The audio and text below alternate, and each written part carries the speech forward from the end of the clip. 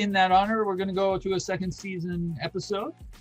And that is the first aired, the 34 production number, the 30th ever aired, Amok Time, directed by Joseph Kevney and Theodore Sturgeon, whose names appear at the beginning of the episode, big and bold. First the writer, Theodore Sturgeon, and then the director.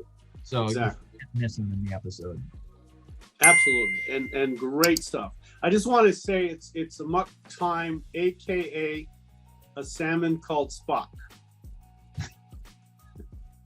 You have given dual episode names to a couple of other episodes. I think it would be good for me to quickly write a note in there that you called it that, because that's almost a thing with you to rename an episode. I'm going to write it in. What'd you call it? A salmon called Spock? AKA a salmon called Spock. William Shatner as Captain Kirk. Leonard Nimoy as Mr. Spock. DeForest Kelley as Dr. McCoy. George Takei as Sulu. Walter Koenig as Chekhov. Michelle Nichols as Uhura. Majel Barrett as Christine Chapel. Celia Lovsky as T'Pau. Arlene Martell as T'Pring. Lawrence Montagne. Did I say his name? Say his last name for me? Lawrence Montagne. I think it's Montaigne. Personally. Montaigne.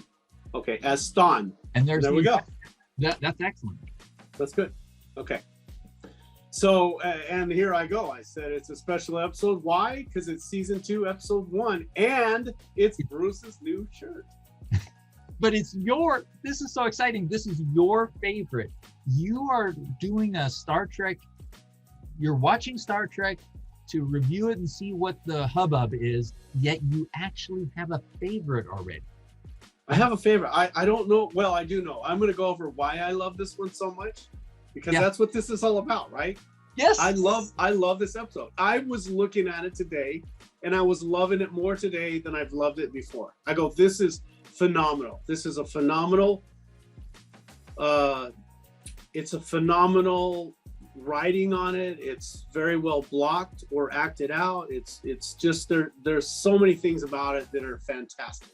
I agree. This is just unbelievable. And we're not going to give away that we're going to give it high scores or anything like that. It's going to be a total surprise, but it's unbelievable episode. It's really awesome. Yes. Okay. So there you go. I'm glad you captured Kirk on the ladder, because I love the opening of this. You know, he's climbing up this ladder. I don't know what it's called, but the action where he's coming in, it looks to me like he's trying to avoid the crew. He just wants to get from one place to another. He doesn't stop in this whole episode. He's always moving, even when he doesn't need to. You know, Dr. McCoy walks into his office and he jumps up and is going to run out, even though he's filling out paperwork, right? Or, you know, on his tablet, work. So, and he gets stopped in the hall, and it's like, come on, McCoy, I got things to do. Yeah, well, I can't wait. You know what it sounds like? And then he's complaining, McCoy's explaining that he thinks Spock's having some problems or some issues. And Kirk is just going, it just sounds like Spock in a contemplative, thing. And he's wanting to get on. And McCoy basically pulls him back. And then, of course, we're stuck by Nurse Chapel because she's bringing him his plummeek soup because she's worried about him. That's when Spock kind of goes crazy and Kirk goes, oh, this is a little more serious than I thought it was, right? As much as he loves his plummeek soup because he's having this meltdown, his whole body's, he throws his plummeek soup out the door. And I got to tell you, one of the scenes in here, I hope you've got it. It's perfect. It's perfect. But so, you've got this Vulcan who's usually under control. Everything's contained. He's erupting like a massive volcano. He's just going crazy. And yes, he's shaking. Yeah, his hands are, he's I love that once Captain Kirk gets triggered in that there's a problem with Mr. Spock, there's a really nice exchange between him and Spock. You could see the caring between the two characters.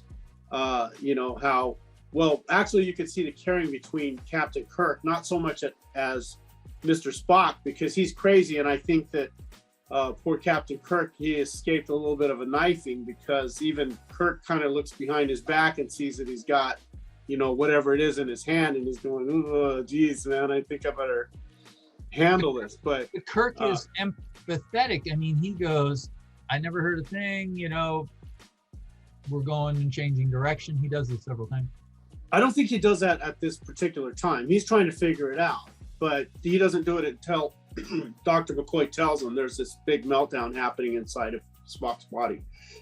Then he goes back and he's like, I won't tell anyone. And he doesn't, which is really cool. I really love the way this is written. It's just so well, even when he's reporting and trying to change the course with Starfleet Command, he doesn't tell them why it's happening. He just says, look, we have to stop at Vulcan. The whole episode is written so beautifully. The words are beautiful. The way they're said are beautiful. They're just so good. And Kirk, when Spock is kind of diverting his question away, like, you've never asked for leave before. Why now? And he goes, well, I've never had leave before. Don't you deserve it? He goes, yeah, but that's not the question. I love the way he goes right back to what it is that Kirk is asking. He's the captain there. He's acting like a captain. He's saying what a captain would. It doesn't matter whether you've had it before or not. That's not the question. What the question is what's happening now with you that you're requesting this? And basically, why are you throwing your plummeek soup? He's going to the heart of the matter. And I just love that he doesn't get diverted by Spock kind of trying to throw, little tangential things at him. Yeah. Yes, he's trying to get him off task, but no, he is focused. And that's what would happen in real life. And it sounds like the captain. It sounds like a captain, right? This thing is so well written. It just sounds like a captain. He doesn't let him get away with it. And then Kirk has a shakes, is what I say. And then here it is. When Kirk goes to exit and the doors open, I love that the plummeek soup is all over the wall. It's still there. It's just so beautiful. I don't know if you have a picture of that. I hope you do, because I don't, because to me it's so ingrained, so classic, and I go, I think we need to get a picture of the plummeek soup, because I thought, wow, what a, and for some reason I was trying to get my notes and I stopped it right there when the door was open. Plummeek soup was on the wall and Kirk was starting to exit. I don't think he exits right at that moment.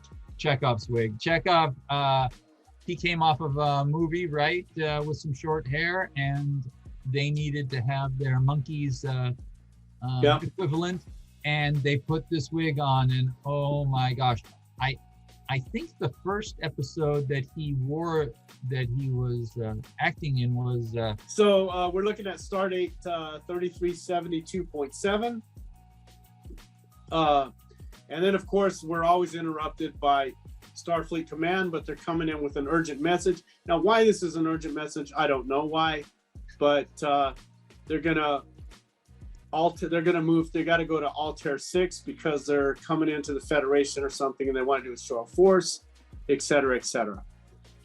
And I love one of the things I was kind of looking at on this. I mean, they're starting to gel the crew, right? We're starting to see who is Star Trek TOS. We got Chekhov, we got Sulu, we got Uhura, we've got McCoy, we've got Captain Kirk, and we have Mr. Spock. I mean, I think Scotty might be in this one too, but I'm not sure. I didn't really notice him. Is he in this one or not? I don't know. Well, I don't think he is. I don't think we're 6 people right there, right? What'd you say? 7, I think. Kirk? We got Chekhov, we got Kirk, we got Spock, we got Uhura, we got McCoy, we got Chekhov, we got Sulu. That's 6. And Scotty. I don't think Scotty is 7. But we didn't say Scotty here, so I don't think Scotty's in this one. I put Kirk is still concerned about Mr. Spock. A question for Chekhov. I love that Captain Kirk's laying in his bunk. He's still thinking about Spock. Mr. Spock is going, Jesus, what, you could just see the thoughts going through his head. What can I do? He calls the bridge. He talks to the navigator, says, Chekhov, what would it take us to can we get to Vulcan and still get to where we need to go to Altair VI? And he goes, I don't understand what you're talking about, Captain. And Captain Kirk's, well, how long would it take us, to go out of our way? And he goes, We're already on our way to Vulcan. It was just beautiful. I Yes. just The way Chekhov comes back and says, I don't understand. And then Kirk's like, has to explain the question to him. yeah. How long would we be? Well, Spock already told us that. And then he appears on the bridge. Kirk does, in the doorway of the turbo lift with his arms out, right? Yeah. Hands on the hips. Yeah, and I love that he pulls him off the bridge to have a private conversation with him, Yeah. right? Oh, yeah. Why did you do that? Instead of in front of everyone questioning him, he takes him onto the turbo lift, starts asking him questions. Why did you do that? So I love when Kirk decides, he says, I need to send Spock to sickbay. There's something going on with him. He's got a problem. So he sends him to sickbay, and Spock shows up and goes, well, I'm here, now I'm going to leave. And I love McCoy doesn't give in to his shenanigans either. He says, look, I have to answer to the same captain. We got to do this. Yield to the logic. So he talks to him in his language, right? Yield to the logic of the situation. Yes. Let's get you done. So he knows his audience. He knows who Spock is. He's going to go right to there. And what I really love about this whole episode, and you see it throughout the whole episode, the bond between Dr. McCoy, Mr. Spock, and Captain Kirk. There's a serious bond. They don't really do, like in the other ones, they kind of play. I didn't understand that. Come on. I don't know why she's talking to me. But they didn't really kind of like mess around like with the double talk and stuff like that, which I really liked. And then I love and then Sulu, how he's turned into Chekhov and he's going first to Vulcan, then to what's the name of it? Something 6, and then we're going back to Vulcan. What do you think? And Altair VI, and then we're going back to Vulcan. What do you think? Well, let's plot a course to Vulcan. So they're already kind of thinking ahead. There's something going on here. It's major. Let's just get ready for it. And then I like the way, in this one here, 1041, I'd like Erica to show this because Captain Kirk, he jumps up. As soon as Dr. McCoy walks in, again, he's writing at his desk and he jumps up and tries to get out of his own cabin, right? He just wants to get out of there. And I'm like, what was he doing that all of a sudden he's so urgent to leave what he's doing and where he's at? And I just think it's really cool. They were putting him on the move all the time. Captain Kirk's just trying to avoid everything in this one, right? And he's just like, this ain't happening. And then I love the way he goes, why must he die? Because Dr. McCoy said, he's going to die. His body's doing this and it's doing that. It's like a massive adrenaline rush and he's crushing in on himself. And if we don't get him to Vulcan, because he was thinking that's where the solution was, he's going to die. And why? Why must he die? I just love the way he kind of brings that out. And then he's kind of mad at McCoy because McCoy goes, I don't really know. Dr. McCoy, and he's going, are you a doctor or aren't you? He kind of gives him a little bit of a scolding there. Well, are you a doctor or aren't you? Why can't you tell me? So let's let you interject because then we're not going to be on. We're going back to the bridge, but go ahead. A couple of things that you mentioned, and I was thinking, yes, such good stuff. Spock goes down to sickbay. Examine me, he says, for all the good it'll do either of us. Yeah. Great stuff. And then those two jokers, like you were saying on the bridge. How do you figure it, Chekhov? First we're going to Vulcan, then we're going to Altair. Now we're headed to Vulcan again. And now we're headed, what is it? Then we're headed to Vulcan again. And now we're headed back to Altair. I think I'm going to get space sick.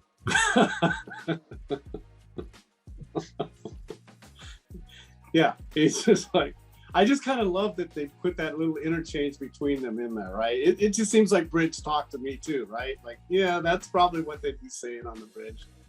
Yes. This is crazy. So then they go to the... Did DC Fontana have anything to do with this rewrite?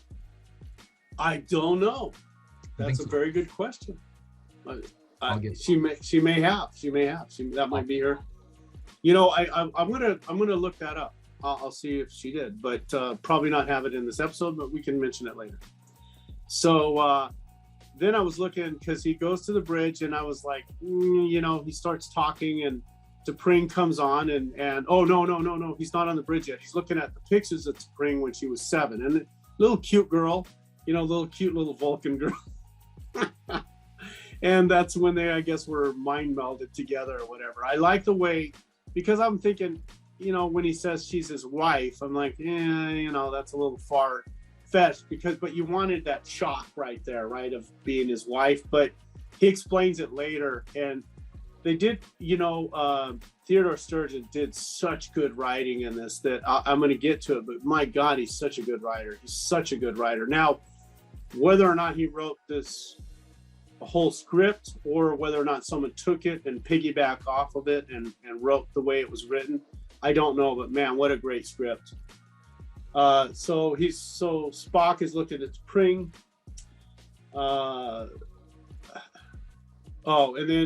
When Captain Kirk is kind of asking him, and Spock is shaking at 12:37 in the episode. He actually puts the utensil down, the writing utensil down, but when Kirk grabs his hand, it's back in his hand. So it's a little bit of an error, but it's not much. I mean, wait a minute, really an error? I thought he stands up and he has it behind his back. That's earlier. I'm talking about when Kirk goes back in to Spock's quarters, and Spock is sitting there, and he's got the writing utensil in his hand. And then he puts it down, but Kirk grabs his hand, and when he grabs his hand, it's in his hand again. Yes, and the hands that are grabbing him are the wrong hands. Oh, are they really? So I believe Shatner puts forth one hand, and then the camera shot is on a different arm. I mean, not that it isn't Shatner, probably wasn't, because why do that? But it's the between the left and the right, they have a little. So I would like to have her. Well, I don't know. It's not really that important that he puts a writing utensil down and picks it up. I didn't really realize, but I think you're right. It's not Captain Kirk's hands. I'm pretty sure about that. But I was looking at. No, I'm not saying it isn't Captain Kirk's hands.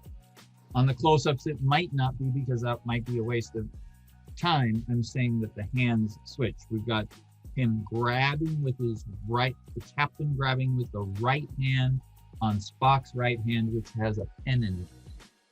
Yeah.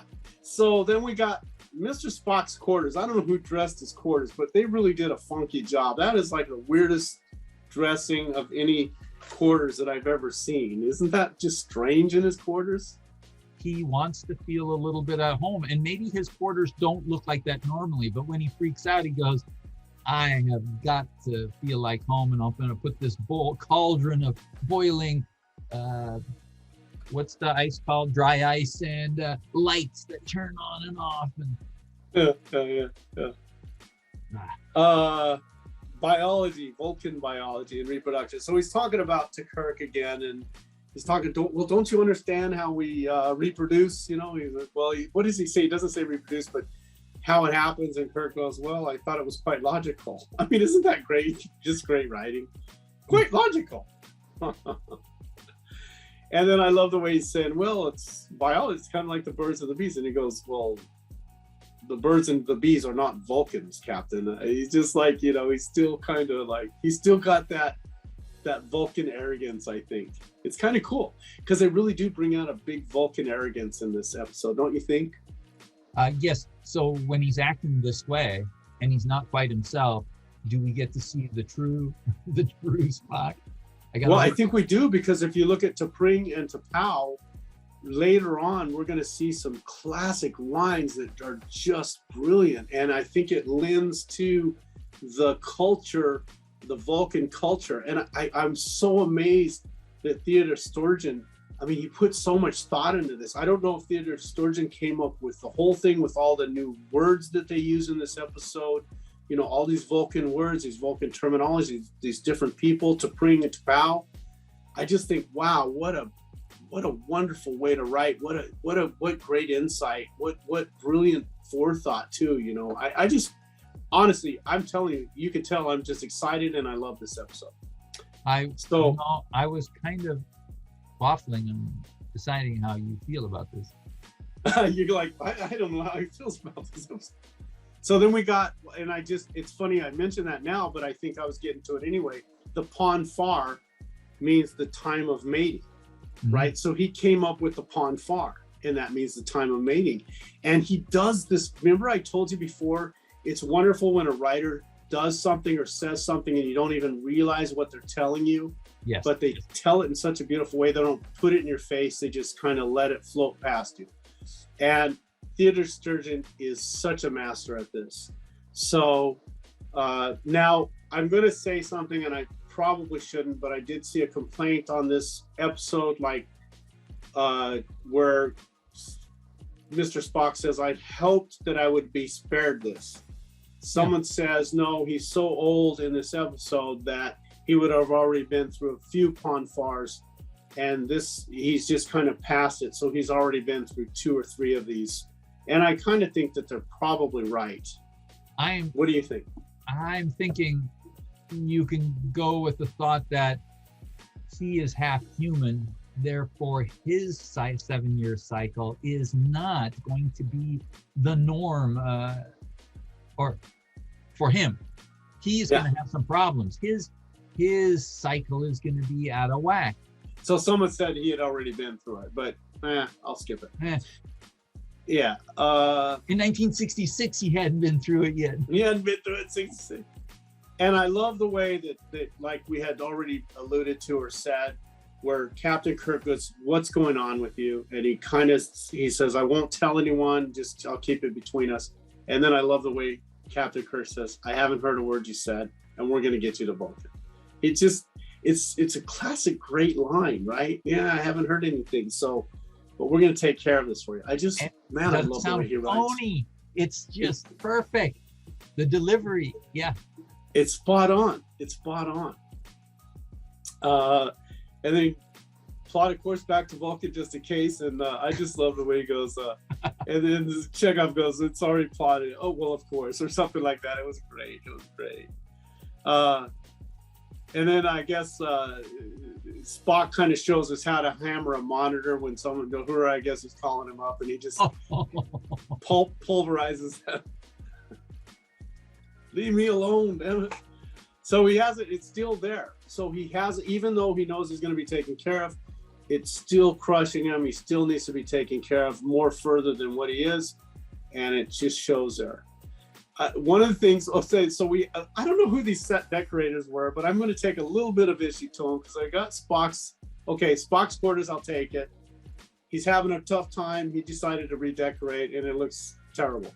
But you get into McCoy's office, he's got skulls everywhere. The big beak skull and the really primitive man skull. And I don't even know what the bird skull. I have no idea what else, but it was like, I don't know. It just seemed odd to me that it's more of a paleontologist's office, wouldn't it be?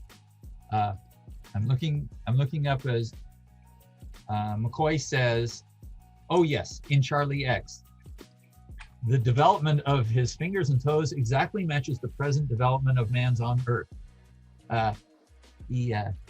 His skull is the same. He likes skulls. He, just like I like doors opening and closing, he likes skulls and likes to feel the bumps on them and that. So it's a McCoy thing, right? Is that what you're saying? It's a McCoy thing. Might be a McCoy thing for this episode. I don't know that we actually see that many skulls. Okay. Let's see. Okay, then lay the course for Vulcan. Yeah. I love when Nurse Chapel goes into his room, right? She's she's got a crush on him. I think Major Barrett talked about this, right? She didn't think she would have a crush on Spock. Is that right? I don't know if it was this episode or not, but didn't she say she was kind of pining after him and she didn't think a professional woman would do that? In the Naked Time, were all drugged essentially, right? And was pining for him, and Major Barrett had said, what a lame character this is. Well, there she is again. She's revisiting him. She goes into him, and I just love it. It's a touching thing. I think we had a touching conversation between McCoy, Captain Kirk, and Mr. Spock. We're having a beautiful conversation between him and her, where she's in his room. She's going to touch him. She decides not to. She's going to leave. He calls her back, and I love the way he says, "Your face is wet," instead of "you're crying." I mean, it's obvious that she's crying. You know, she's weeping. He says, "Your face is wet." I mean, what a beautiful way to say something. Yes. You know. And then the end of the conversation, I sure would like some of your soup. Wonderful. What a way to bring it. Yeah. Much. What a way to bring it back to before, right? Than Naked Time. I'm sorry, say that again. Much better scene than Naked Time, where they're interacting and she's woo over him. Exactly. I think it was. I put a very touching moment. I think when he said, "Would you make me some of that Flamingo soup?" and she just, you could tell it's just kind of like, and she's a good actress too. I think she just kind of, yeah, I'd love to. You know, it's such a touching moment. It's just like, you could just see someone that's really sick and a spouse trying to take care of his significant or her significant other, trying to do something. They're grumpy at first, and then they kind of relent and you know, they yield to the logic of it all. And that's what I think Spock is doing. It's just like, you know, I can take this. He's starting to thaw to the crew members, and they're caring for him. So I just like, I love the way it's written. It's just great. And then I said something about Vulcan insanity, but I think he says something about Vulcan insanity or something. Let's look it up. Captain, there is a thing that happens to Vulcans at this time, almost an insanity which you would no doubt find distasteful. Another good scene in the elevator where he asks McCoy to come along. And then what's Captain Kirk's response to that? Because I thought he had a great response too. He's like, "Well, it's nothing compared to what we do to you, Spock." Something like that. I forget how he says it, but Kirk says, "Will I?" As in, you find it distasteful. He says, "Will I? You've been most patient with my kinds of madness. Then, would you beam down to the planet's surface and stand by me? There is a brief ceremony. Is it permitted? It is my right. By tradition, the male is accompanied by his closest friends. Thank you, Mr. Spock." And then the door opens and they're walking out, and Spock, "Oh, by the way, I also request McCoy accompany me." Yes, which is so great, right? It's so great. He just knows who his friends are. He knows who he can depend on. I think it's fantastic. So, and then I love what McCoy says, "I shall be honored, sir." He doesn't mess around. He's not making a joke. He's just saying, "I'll be honored. I'll be honored to be there." I love it. I love it. Hot as Vulcan. Hot as Vulcan. Oh, they haven't left though. So there's T'Pring, and then they go through their formalities, the greeting of T'Pring and Kirk, and then Major O'Barrett or Nurse Chapel asks, "Who's that?" He goes, "Well, it's my wife." And so then there's the dun dun dun. And then can I tell you that this is a good episode? You can. It's a good episode because over 50% of it takes place on the ship. Half a bottle. So then we get into some classic lines. I mean, really a classic line. "As hot as Vulcan." I mean, isn't that like a classic line? It's a lot of Trekkies say to each other or something. Or you're out of your Vulcan mind, hot as Vulcan. I think you guys say a few things like that, but I thought it was amazing. But so here, we like to say you're out of your Vulcan mind really fast. Really fast? Are you out of your Vulcan mind? It sounds like something else. Exactly. So then we've got and then we've got a throwback to the fried egg episode. And so I couldn't tell whether, you know, when we get down to Vulcan, whether he had his two eyelids developed on Vulcan or he had his optical nerves modified on Vulcan, but whatever it is, there you go. There you have it. Why are you saying that? Well, they're saying it's hot as Vulcan. I can hardly breathe. Which is Sturgeon's writing.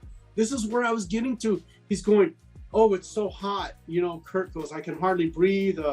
What else does he say? It's so hot, and the air is so thin, I can hardly breathe. And I'm going, what a great way to foreshadow what's going to happen. I go, what a great. And he also tells him, Don't get too excited. Kun ut kal ifi. And Kirk is explaining to Dr. McCoy, it means marriage or challenge. So not only do they tell us right when they're on Vulcan, it's hot, I can hardly breathe, I wish there was more air. I mean, Kirk is saying all this stuff, and I go, wow, what a great way to, I mean, they told us all we need, Theodore Sturgeon told us all we needed to know in about 5 lines of dialogue. And I'm going, wow, this was amazing writing. Amazing writing. Yes. Troika. So there you go. I just said wonderful writing right there. So, so he says something about him being, I thought you said you were married. And he goes, and this is where I was kind of having trouble on the Enterprise, where he says, she's my wife or my bride or whatever he says, my wife, I think. And then he goes, by our parents' arrangement, a ceremony when we were 7. So they kind of bonded them. And then he kind of explains, we have to come to this place now because it was already kind of set for us. And more than just being 2 people put together, it was a ceremony that actually kind of fused them together in a way when they were 7, to where they're already set on this course. They have no choice. This is where they have to end up. Yes, kind of like salmon. Less than a marriage, but more than a betrothal. Yeah. One touches the other in order to feel each other's thoughts. In this way, our minds are locked together so that at the proper time, we would both be drawn to Kunut Kalifi. Yep. There you go. That's it. And then, you just said it. Our minds were locked together, right? Is that what he says? Our minds were locked together. Yes. Oh, okay. So that's why he said the wedding, and then I said, enter the wedding party. Yes. What about? Come on, Tapao. Tapao. Yeah. Well, I'm getting a Tapao. So Captain Kirk is like really impressed with Spock at this point, which he didn't know how great his family was, how important. I didn't know his family was this important. There's Tapao and all of Vulcan and one woman. I love that. That. Wait. Hold on. Let's get that line. Besides, do you know who that is? Tapao, the only person to have ever turned down a seat in the Federation Council. Doesn't he say all of Vulcan in one package or something? Yes, he does. He absolutely does. Yes, Kirk says, I disregarded Starfleet orders to bring him here. Another thing, that's Tapao of Vulcan. All of Vulcan in one package. How can I back out in front of her? It is done. All of Vulcan in one package. What a great line. So what a great. I mean, I don't think I didn't like anything that Theodore Sturgeon wrote in this episode. I mean, he has one fantastic line after another. He built a story so well. Where are we? I said this a few times because I knew she said this because I watched it. And I know she says it after this point, but she goes, "Are you human or are the Vulcan?" And I just love the way she's kind of, that is the Vulcan attitude, right? She's just like, she's chastising Spock because, you know, he's kind of acting like a little baby, I guess, in her mind. She's so set on the rituals and traditions of Vulcan, and she's just like, look, man, let's get it together. And she does that very solidly throughout her character in this whole episode. And she doesn't have that many lines, but she does it so consistently.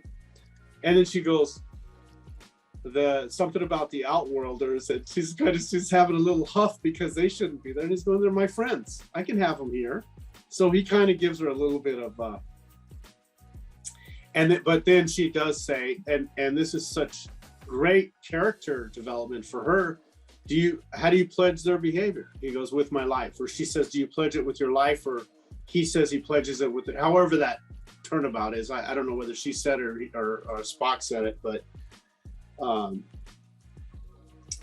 there's 706 lines in this episode, and 69 are to Pow. 69? Yeah. She's great. I don't know why I put the Vulcan heart and soul, but I think that's to Pow. I probably was referring to her.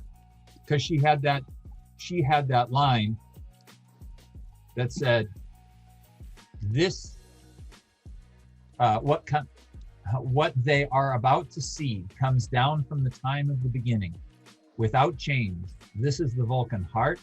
This is the Vulcan soul. This is our way. Khalifar. Great. Yeah. So Khalifar means to begin, or whatever it means. I don't know what Khalifar means, but I love the way then T'Pring goes, Khalifi. So she stops the whole thing, right? They're gonna go forward. Yeah. Mr. Spock's gonna have his little rendezvous, his little fish spawning session. It doesn't happen. She says, no, this ain't happening. And I have some really good stuff to say about this, because I thought, wow, this is amazing. I said, oh shit, but that's, not the words I wanted to use, because she's going, Khalifi, she's stopping Spock from hitting his gong again. And then talk to the hand. And then T'Pau goes, he's deep in the plateau. So the writing is that Spock can't explain to Captain Kirk what's happening or what he's getting himself into. I love the way they stop Spock from being able to explain what's going on at this moment. I thought it was a really nice way to do it, right? It's, usually you'll have someone trapped on the Enterprise, so they can't communicate in some way, or trapped on the planet surface. This way, he's deep in the plateau. He's not going to talk to you until it's over. And that's what T'Pring said. T'Pau says, look, he can't talk to you anymore. He's done. He's got to get his thing done, and then he's okay again. I just love that. It's just like, he knows that Kirk doesn't know what he's getting himself into, and he's begging T'Pau to stop the whole thing. And she's like, this is our way, man. Yeah, he said it's okay. But what Kirk doesn't know, of course, and we do now, is it's a fight to the death. He has no idea. T'Pau is blindly ignoring what any sane person would understand. He's trying to spit out that Kirk doesn't get it. And she's like, it's all tradition, shut up. Right? It's been happening millions of times. But this goes to something I loved about this too. I just love this, because what is the winner of this, right? I could argue both ways probably, but I'm going to argue one way. So the winner, right? The winner of this thing gets T'Pring. She is the prize at the end of this session. Is T'Pring. And I go, wow, what a way. I know I'm just kind of bragging on this episode like I wrote it. No, I'm not. I just think it was brilliant. But the trade-off, right? Someone has to give their life because they're going to be taking her life. And I go, wow, that's a real trade-off there. That's a real choice to make. Are you going to give up your life to gain this? And you really are, right? Because she has to give up her life to whoever it is that's going to be taking her. So it's a fair trade, I thought. I think that's a fair trade to say, no, I want you to fight to your death, because I'm at the end of this thing, and whoever's going to be alive is going to get me, and I have to give up my life for them then. So I thought it was a fair trade. Anyway, I just like that there's that. You have to give up something to get something, or you have to be willing then to sacrifice yourself or something to get what you want. And I thought that's a fair trade. So, and then so Captain Kirk kind of asks the questions. Dr. McCoy to Pal, she's like, "You may leave now. You can go, but And he goes, "No, we'll stay." And she goes, "Well, Spock chose his friends well." So she's even capitulating to them being there and the honor that they're showing Spock by not just going, because she's like, because she's saying that she wants Kirk to fight for her, right? So it's going to be Kirk or Spock. So I love their discussion though, where McCoy and Kirk are talking. Do you think he could take him? And Kirk's trying to take care of Spock, and he's going, I don't think Spock can take what's his name? In this capacity. And so Kirk's going, well, I'll just kind of have it out with him, and we'll be okay, and everything will move on, and we'll take care of it. And I think McCoy's saying that's not a good idea, Captain. Because he knows that Captain Kirk is not going to beat Spock, so he's always knows it's not going to beat Tron. What's his name again? Ston. S-T-O-N-N. Ston. Yeah, he knows that he's not going to be Ston, but he knows that he could really take Captain Kirk. So it's kind of a cool. Kirk is still assuming that everything will be okay, and is not focused on the fact that T'Pau is all about the ritual. Even if Kirk thought he could weasel his way out of it, it ain't gonna happen. There are probably a million laws on how stuff has to go in order, and he's just going, it'll turn out. And Vulcans, they live longer, right? Aren't they supposed to live a lot longer than humans? Yes. So how much longer do they live than humans? Approximately. Have a lifespan of 200 years or more.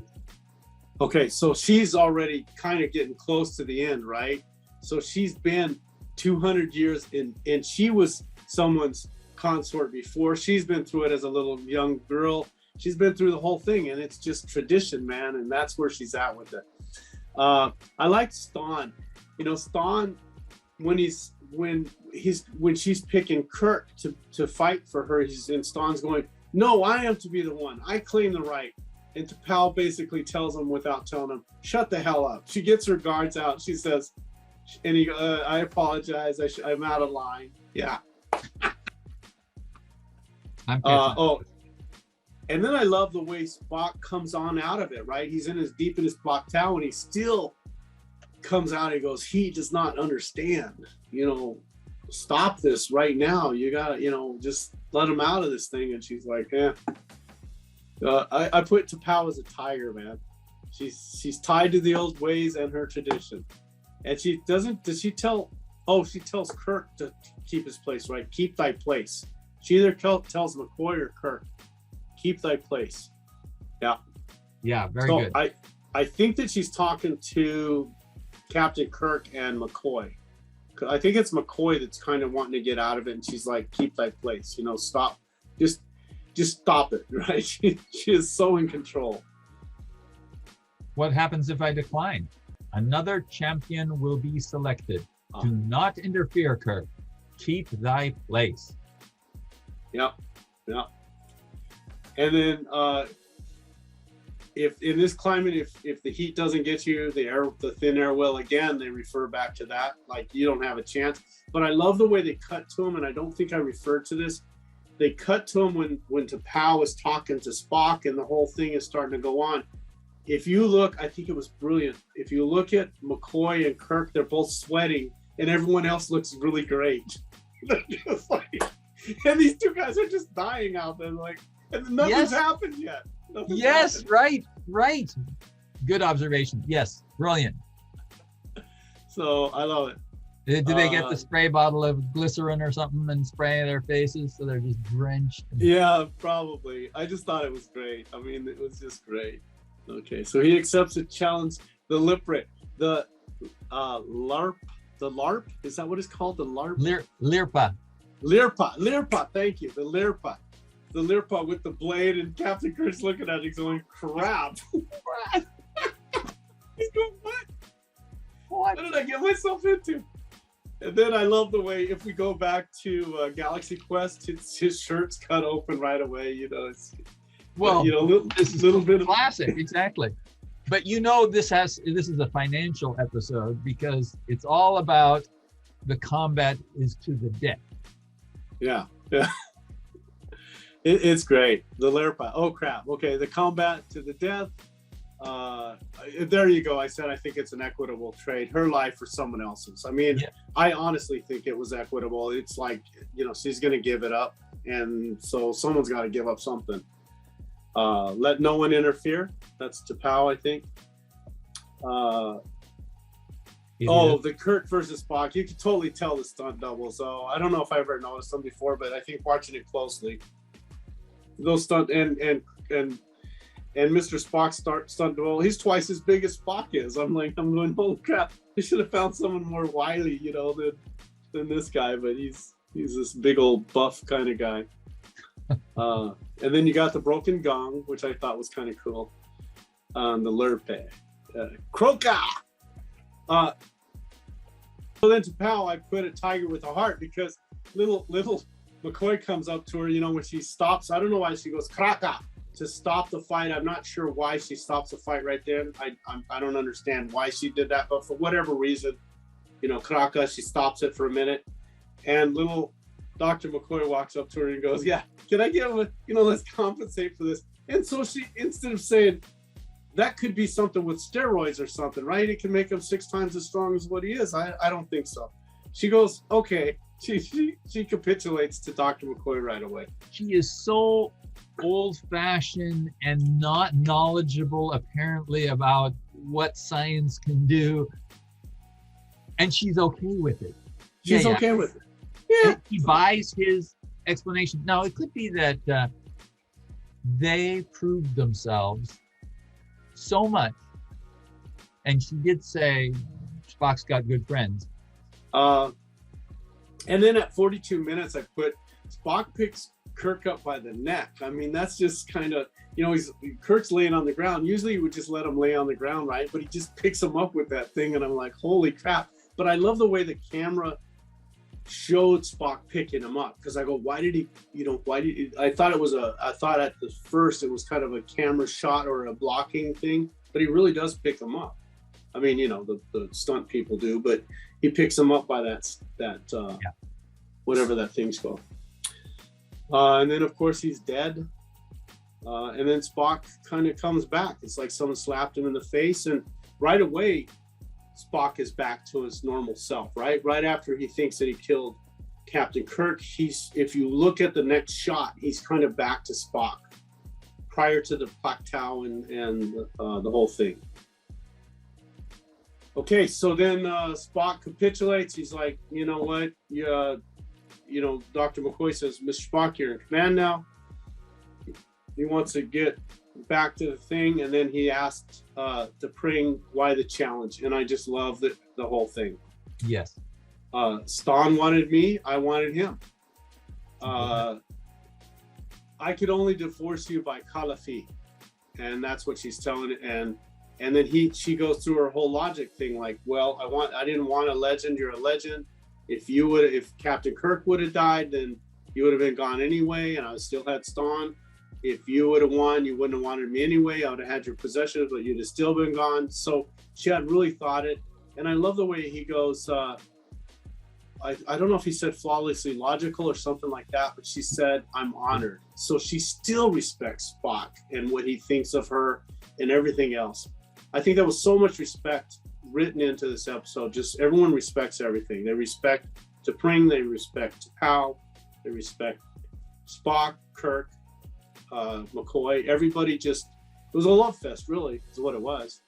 And it's a love fest here too for the episode. And it is. And it's Stan. I love she's going, Stan, she is yours. You may find that having is not so pleasing a thing as wanting.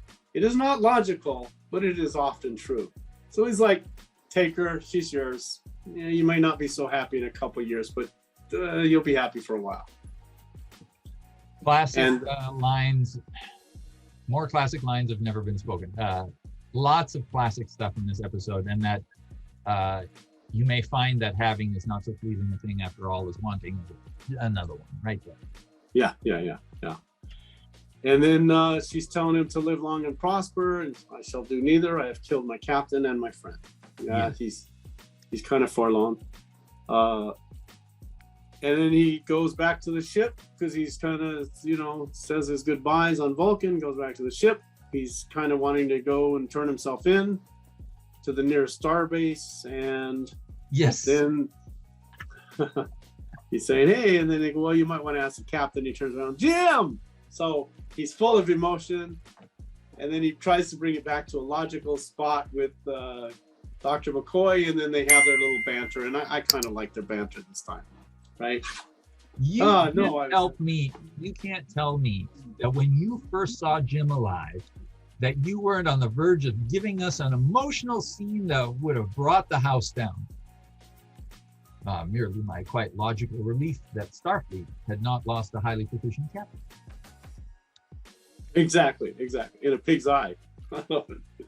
Excellent. I love this episode. So. I couldn't tell that you really liked it at all. It's kind of wishy-washy. I was kind of on the fence. You're kind of trying to figure out where I was at with it. Yeah, right. And so now it comes down to where you're going to have to give it a Doug score. No, wait. Kevin score.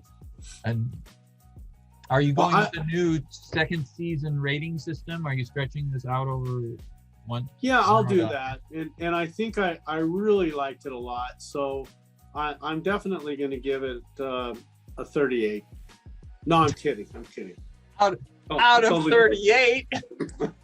Out of 40? I'm going to definitely give it a 98. I love this episode. I thought, wow, what a great episode. So definitely it's up there right at the top. It's right there at a 98, I'd say. I had a lot of fun watching it again. I don't think it grows old. I don't know how that works. And I think there's some other episodes that I can lump together with this, but I thought while I was thinking about a score, I was thinking it was very easy for me to say, he gets a 95. It's very easy for me in the back end to go, I'll give it, which would push it way up there because, I'm a 80, 90 kind of. Exactly. Right. So after recalculating all of the scores, maybe there's something else that's closer, but I'm going to give it a 95. And you a 98? Yeah, 98. No doubt. It's so good. Yeah. Awesome. Thank you so much. This was great to hear you espouse over the gush over this.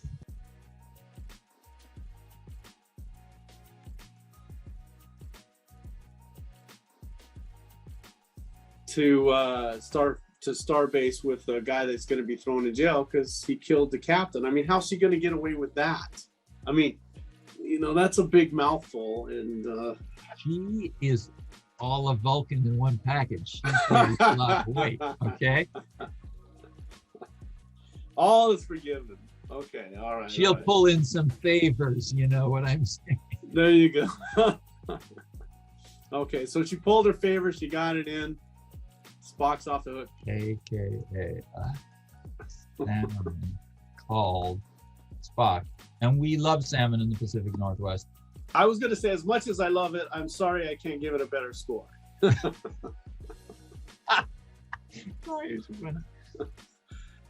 Was it Cat's Paw or something like that? But this is the first one we see him in, and it's the worst. Wait till we can see him with it off. I mean, I know, right?